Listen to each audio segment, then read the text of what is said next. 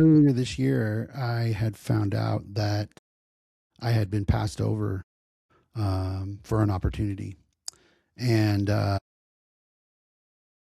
had a year um, of really, great performance behind me.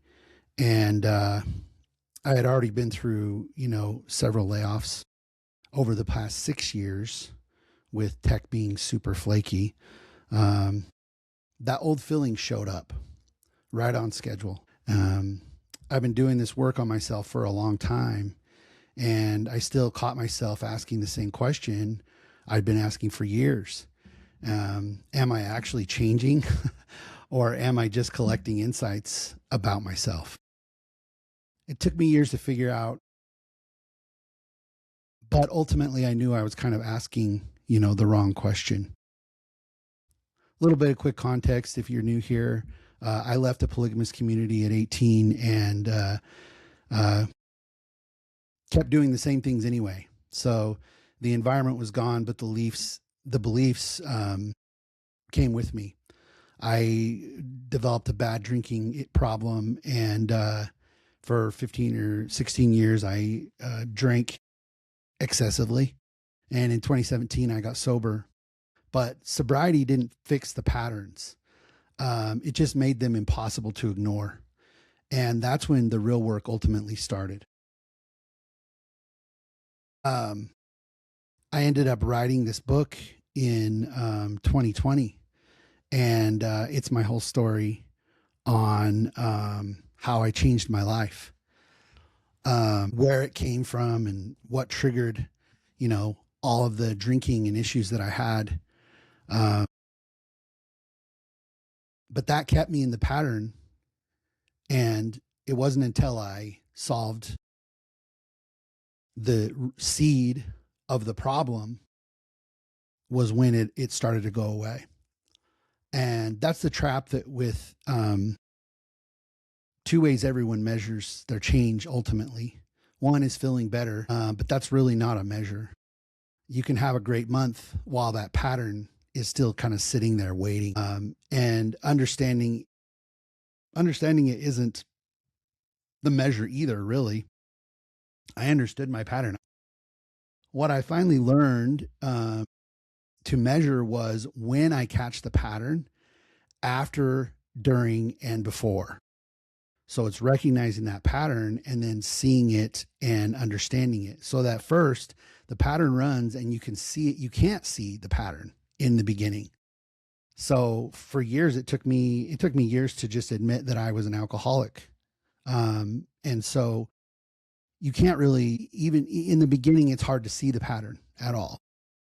And this applies to everything, by the way. It's not just alcoholism. That was my problem, but you just live in the results and you call it bad luck, which is so funny because as an alcoholic, that's what you do, or a bad week, or, it was the wrong person. Then one day you see it, but only afterwards. You're driving home and it hits you. I did it again. That, feels like failure. It's actually progress because last time you couldn't even see it at all. So you didn't even know that you did it again. Then you start catching it in the middle while you're doing it. So you see it after the fact, then you see it in the middle. And you can hear the pattern talking almost. You can't quite stop it yet, but there's a major issue. And then one day it fires and you do something different one time. And that one time counts. The pattern doesn't disappear. The gap between the trigger and what you do next just gets wider. And that gap is the only measurement I trust now, ultimately. I'll show you what that looked like for me this year. So back to that day I told you about at the beginning here, three layoffs in, and then I kind of got passed over for an opportunity when I was performing relatively well. And I don't bring this up there's nothing wrong with the situation. In fact, the problem was me, because that belief fired. And the belief that fired was that I'm not good enough, or there's something wrong with me, and my paycheck was ultimately the verdict of what my worth was. So every layoff and every no land, on a promotion is that proof that there's something wrong with me. But this time I didn't let it run. I took it into Accept, the app I built, that helps me process emotions and ultimately go from signal to seed, in meaning that the trigger is that time when you could potentially fall into old or bad behavior. And this time I was able to take it into my app, and I worked through it the way that I teach people to. I wrote the new belief in my old words. The W-2 is a means to an end, not a verdict on me, which is powerful. And I think it's life-changing if we can come to those things and actually say that kind of stuff. I didn't copy that from a book. I wrote it in the way that I actually talk. And a month later, I went back and checked it, and it was still holding. It was still holding now. And that's really important. And that's the answer to the question. It isn't a feeling that that you're changing. For me, it's a sentence I can point to, and the date that I wrote it and the date that I checked it. So here's the test. You can run it tonight if you want, but think of that last time your pattern fired, the snap, the going quiet, the quitting, whatever yours is. Now write it down, and write 3 things. One is, when did you notice it? After it was over, during or before it started, which is really important, because if you're not noticing it when it's happening, then you're probably on the first one, where you're hopefully noticing it after it happens and someone's not bringing it to your attention. And then 2, what did you do in the 5 minutes after you noticed it, which I think is really important.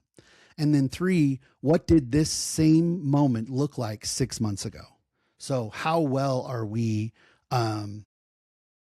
processing and changing things as we go along? You measure it by what you did and not what you felt. So I think that's so important. We measure things by what we did.